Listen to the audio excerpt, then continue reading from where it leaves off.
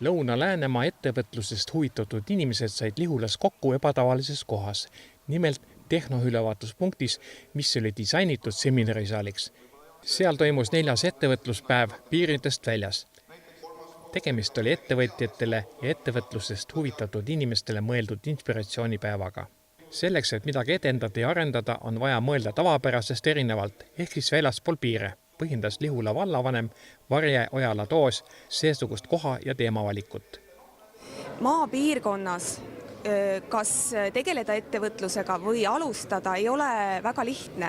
Ehk et peab olema nutikas ja peabki mõtlema natukene teistmoodi ja piiridest välja. Et asi ei ole selles, et kas elada Lihulas või Tallinnas, et ettevõtlikud inimesed saavad toetust, moraalset toetust näiteks kogukonnalt, kui nad tulevad välja hea ideega.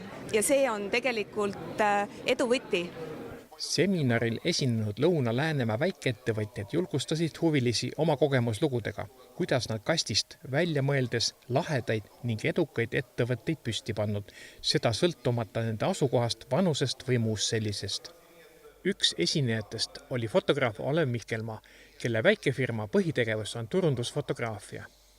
Ma usun, et iga taolise väikese ettevõtmisega on võimalik ennast ära majandada küll, lihtsalt ärimudel peab olema nii üles ehitatud, et see toob piisavalt kasumit ja on jätkusuutlik.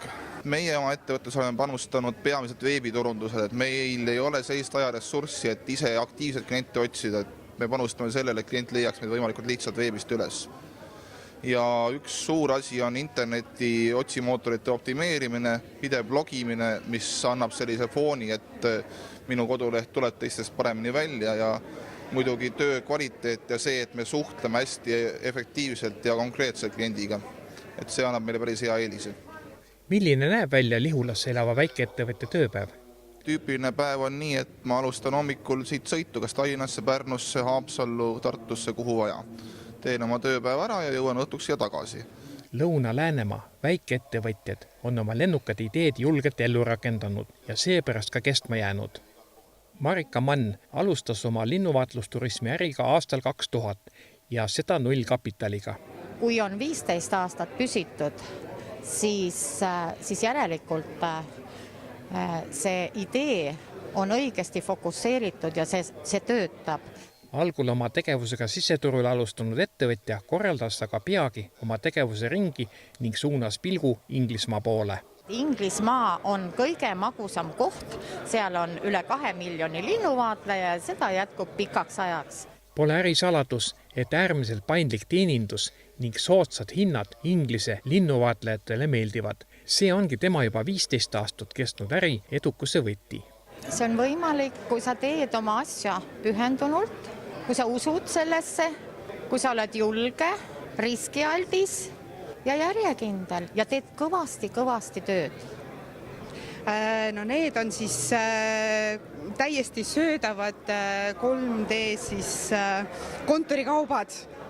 Magusa ettevõtjana on raske turul olla ja läbi lüüa ja oma tooteid pakkuda. Konkurents on kindlasti tihe. 1,5 aastat tagasi Lihulas elama asunud Kristiina Kukke väikefirma kasutab oma kauba turundamiseks valdavalt Facebooki abi. Mina riputan põhimõtteliselt oma pildid üles ja selle selgitusega, mis sisuks on. Ja kui inimene ise tunneb huvi, siis ta võib alati mulle helistada või kirjutada. Loov ja teistmoodi mõtlemine ning eristumine on eduka ettevõtluse aluseks. Inspiratsioonipäeval osales üle 70 ettevõtlushuvilise.